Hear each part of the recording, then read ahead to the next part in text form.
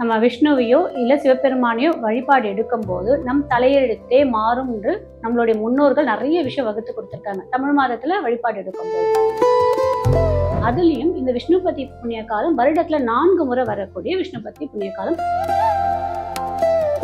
எப்பேற்பட்ட தரித்திர நிலையும் எப்பேற்பட்ட கிரகங்கள் தோஷத்தாலையும் தசாபுத்தி நமக்கு நடக்கும் போதும் சில பிரச்சனைகள் கொடுக்கும் பார்த்தீங்கன்னா, அதுல இருந்தெல்லாம் விடுபடலாம் அப்படின்றதுக்கான வழிபாட்டு முறை தான் இது. இந்த ஆண்டு என்ன கூடுதல் பலன் அப்படின்னு பாத்தீங்க அப்படின்னா, வெள்ளிக்கிழமையோட நமக்கு இந்த ஆண்டு விஷ்ணுபதி புண்ணிய காலம் வருது.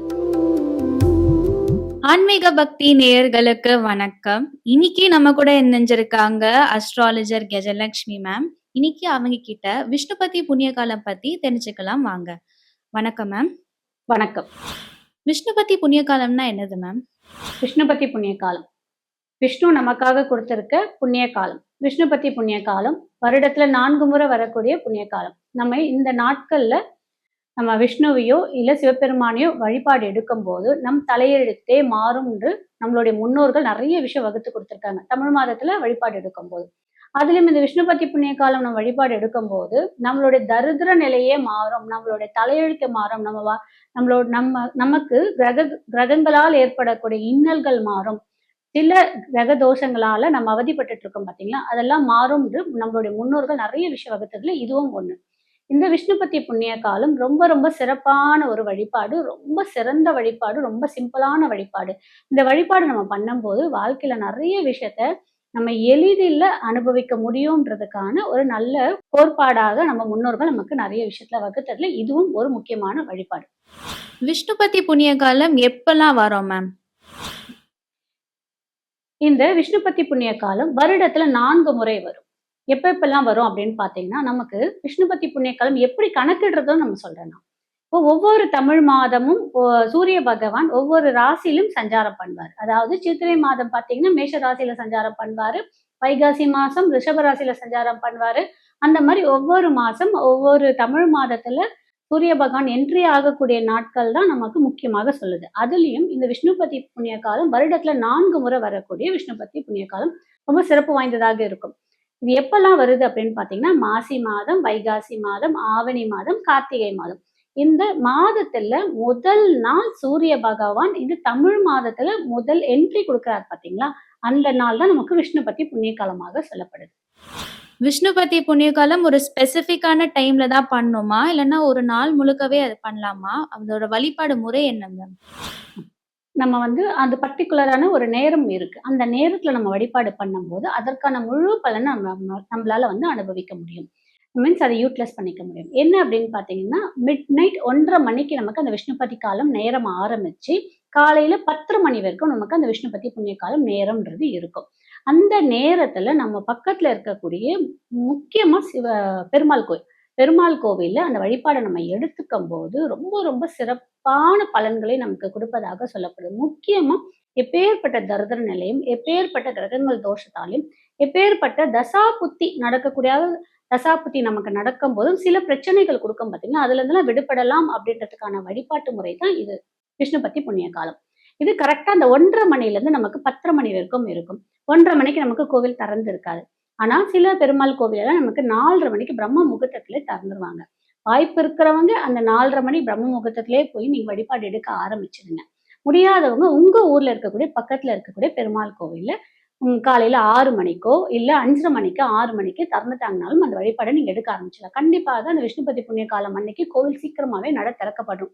அதை நீங்க பயன்படுத்திக்கணும். அதே மாதிரி இந்த வழிபாடு எப்படிலாம் எடுத்துக்கலாம்னு பாத்தீங்க அப்படின்னா, பெருமாள் கோவில்ல இருக்கக்கூடிய கொடிமரத்துல இருந்து கருவறை 27 முறை நீங்க வலம் வரும்போது கண்டிப்பாக இந்த பலன்கள் நமக்கு அதிகப்படுத்தி கொடுக்கும்.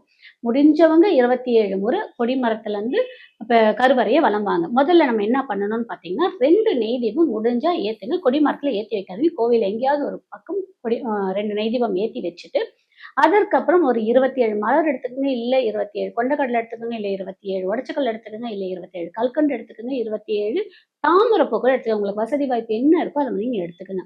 கொடிமரத்துல இருந்து கருவறை வரைக்கும் நீங்க 27 முறை வலம் வந்துட்டு அதற்கப்புறம் நீங்க வந்து பெருமாளையோ தாயாரையோ தரிசனம் பண்ணிட்டு உங்களோட நியாயமான வேண்டுதலை, ஒரே ஒரு வேண்டுதல், நீங்க கொடிமரத்துல நமஸ்காரம் பண்ணிட்டு அந்த வேண்டுதலை வச்சுட்டு சுத்தி வந்து அதுக்கப்புறம் அதே வேண்டுதலை பெருமாள் கிட்ட நீங்க சமர்ப்பணம் பண்ணிட்டு தாயார்கிட்டயும் சமர்ப்பணம் பண்ணிட்டு அதற்கப்புறம் வெளியில வந்து யாருக்காவது ஏதாவது ஒரு பொருள், ஒரு சின்ன வடை கூட வாங்கி கொடுங்க, தானம் கொடுத்துட்டு, நீங்க நேரா அதே மாரி வீட்டுக்கு வரும்போது ஒரு பாக்கெட் உப்பு, ஒரு பாக்கெட் கல்கண்டு, சின்ன பாக்கெட் கல்கண்டு, முடிஞ்சா பால், வெத்தலைப்பாக்கு, வாழைப்பழம் வாங்க முடிஞ்சா வாங்கிக்கங்க. முடியாதவங்க ஒரு பாக்கெட் உப்பும், ஒரு கல்கண்டு மட்டும் வாங்கிட்டு வந்து உங்க வீட்டு பூஜை அறையில வச்சுட்டு, அதே சங்கல்பத்த வச்சுட்டு, நீங்க அங்க கோவில்ல என்ன சங்கல்பம், அதாவது சங்கல்பம்ன்றது நம்மளோட வேண்டுதல் வச்சிருக்கீங்களோ, அதே வேண்டுதல இந்த வீட்லயும் நீங்க வந்து வைக்கும்போது, கண்டிப்பாக அடுத்த விஷ்ணுபதி புண்ணிய காலத்துக்குள்ள நமக்கு அதற்கான ஒரு வழியோ, ஒரு வேண்டுதல் நிறைவேறுதோ கண்டிப்பாக நடக்கும். இத செஞ்சு பாருங்க. கண்டிப்பா ஒரு அருமையான பலன் கிடைக்கும். உங்களோட தரித்திர நிலை நீங்கி,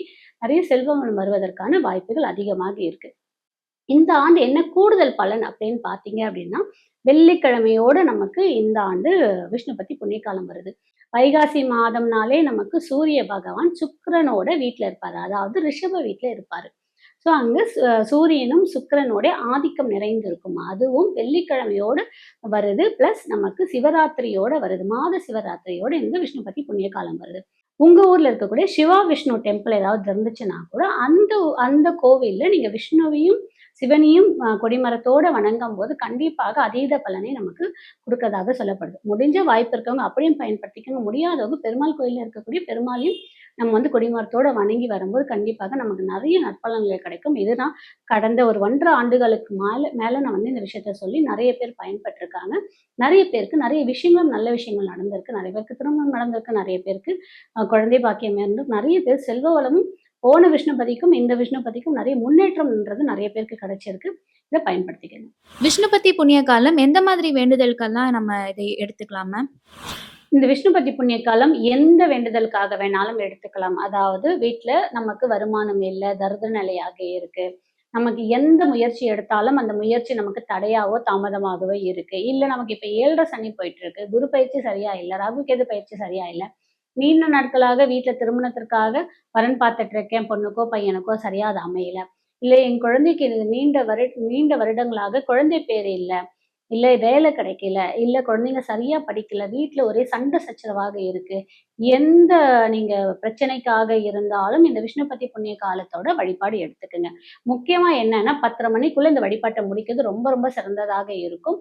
அதே மாதிரி கோவிலுக்கு நீங்க போறவங்க, நீங்க குடும்பத்தோட போய் நீங்க சுத்திட்டு வந்து வணங்கிட்டு வந்தாலும் சரி, கோவில சுத்தம்போது கதைகள் பேசாம, வீண் கதைகள் பேசாம, ஏதாவது ஒரு மந்திரத்த நீங்க சொல்லிக்கிட்டோ, இல்ல நம்மளுடைய விஷ்ணுவோட நாமத்த சொல்லிட்டு 1000 நாமம் இருக்கு. அதுல ஏதாவது ஒரு நாமத்த நீங்க சொல்லிக்கிட்டு, ஓம் நமோ நாராயணா கூட சொல்லிக்கிட்டு, நீங்க வலம் வரும்போது கண்டிப்பாக அந்த பிரார்த்தனைகள், அந்த வழிபாட்டுகள் கண்டிப்பாக நமக்கு நிறைவேறுவதாக சொல்லப்படுது. அதே மாதிரி சரி நம்ம ஏன் வந்து உழைப்ப போடலாமே, இந்த விஷயம் மட்டும் பண்ணிட்டு நம்ம பண்ணா மட்டும் தான் நமக்கு கிடைக்குமா அப்படின்னு. இது ஒரு அதிர்ஷ்டத்தை கொடுக்கக்கூடியதாகவும் இருக்கும். 2வது நமக்கு கிரக நிலைகள்னால ஏற்படக்கூடிய இன்னல்கள் போவதாகவும் இந்த வழிபாட்டு முறைகள் நம்ம சொல்லப்படுது. இதுல நமக்கு எந்த செலவும் கிடையாதே. ஒரு ரூ. 10 பூ வாங்க போறோம், ஒரு ரூ. 10 தானத்துக்கு வாங்க போறோம், ஒரு ரூ. 10 கல்கண்டு வாங்க போறோம். அதற்கப்புறம் நம்மளுடைய உடல் உழைப்பை தானே நமக்கு கொடுக்குறோம். அதே மாதிரி பெருமாளை வழிபாடு எடுக்கும்போது சனி பகவானால் ஏற்படக்கூடிய இன்னல்கள் போகும். சனி பகவானால் ஏற்படக்கூடிய துன்பங்கள் நீங்குவதாக நமக்கு முன்னோர்கள் சொல்லியிருக்காங்க. அதே மாதிரி ஏன் நம்ம இந்த 27 முறை நடந்து வரும்போது நம்ம கால்களாக தானே நடந்து வரோம். அப்போ சனி பகவானோட தாக்கம் குறைவதாகவும் சொல்லப்படுது. நமக்கு பிரச்சனைன்றது வர்றது யாரால வருது அப்படின்னு பார்த்தீங்கன்னா, சனி பகவான், ராகு கேது சம்டைம்ஸ் புதனாலையும் நமக்கு பிரச்சனைகள் ஏற்படும். சில நேரங்கள்ல நமக்கு குருவாலையும் பிரச்சனைகள் ஏற்படும். இந்த பிரச்சனைகள் தீர்ப்பதற்கு தான் இந்த வழிபாட்டு முறைகள் நம்ம முன்னோர்கள் நமக்கு நிறைய விஷயத்த வகுத்து கொடுத்துருக்காங்க. இந்த வருடம் வரக்கூடிய வெள்ளிக்கிழமை நம்ம விஷ்ணுபதி புண்ணியகாலம் வழிபாடு எடுக்கும்போது நமக்கு சுக்கிர ஓரையில சுத்தி வரும்போது நமக்கு பண பிரச்சனைகள் கண்டிப்பாக நீரும், கடன் பிரச்சனைகள் கண்டிப்பாக தீர்வதாக ஐதீகமாகவும் இருக்கு. நிறைய முன்னேற்றங்கள் வந்து நம்மளுடைய குரூப்லயுமே நிறைய பேர் சொல்லியிருக்காங்க. நானுமே இந்த விஷயத்த நிறைய பயன்படுத்தி வந்துட்டு இருக்கேன். ஒண்ணு. அதற்கப்புறம் பார்த்தீங்க அப்படின்னா, இந்த விஷ்ணுபதி புண்ணிய காலம் நீங்க முடிச்சுட்டு கண்டிப்பாக யாருக்காவது ஒருவருக்கு தானம்ன்றது கண்டிப்பா குடுங்க. அது உணவு மட்டும் தானம் கிடையாது. எந்த எந்த விஷயத்த வேணாலும் தானம் குடுக்கலாம். உங்களால உடல் உழைப்ப போட்டு நீங்க அவங்களுக்கு தானம் கூட ஏதாவது குடுக்கலாம். இல்ல உணவு தானம் குடுக்கலாம், உடை தானம் குடுக்கலாம். இல்ல அவங்களுக்கு என்ன தேவையோ அந்த தானத்த நீங்க குடுக்கும்போது, கண்டிப்பாக நீங்க வைக்கக்கூடிய வேண்டுதல் விஷ்ணுவும், மகாலட்சுமியும், சிவபெருமானும் கண்டிப்பாக நமக்கு நிறைவேத்தி கொடுப்பதாக ஐதீகம். கண்டிப்பாக தானத்திற்கு முக்கியத்துவம் கொடுங்க. நம்ம தானம் கொடுக்க கொடுக்க நம்மளுடைய புண்ணிய சக்தி கூடிக்கிட்டே போகும்போது, நம்மளுடைய கர்மாக்கள் குறைவதாக சொல்லப்படுது. ஸோ நீங்க எவ்வளவுக்கு எவ்வளோ புண்ணிய சக்தியை சேர்த்துட்டே போறீங்களோ, அவ்வளவுக்கு அவ்வளோ நம்மளுடைய வேண்டுதலோ, நம்மளுடைய நல்ல விஷயங்கள் சீக்கிரமாக நடக்கும். இது பயன்படுத்திக்கங்க. இது விஷ்ணுபதி புண்ணிய காலம். நீங்க இப்ப இந்த வருடம், இந்த மாதம், இந்த வைகாசி மாதம் வரக்கூடியதை யூஸ் பண்ணிக்கங்க. ஏன்னா இத விட்டு நம்ம அடுத்த 3 மாதம் கழிச்சு ஆவணி மாதம் வரைக்கும் நம்ம காத்திருக்க வேணும். இந்த நாள பயன்படுத்திக்கங்க. அதே மாரி கோவில்ல போனீங்கனாலும் முடிஞ்ச அளவுக்கு சுத்தமாக வச்சிருக்கிறதுக்கு பாருங்க.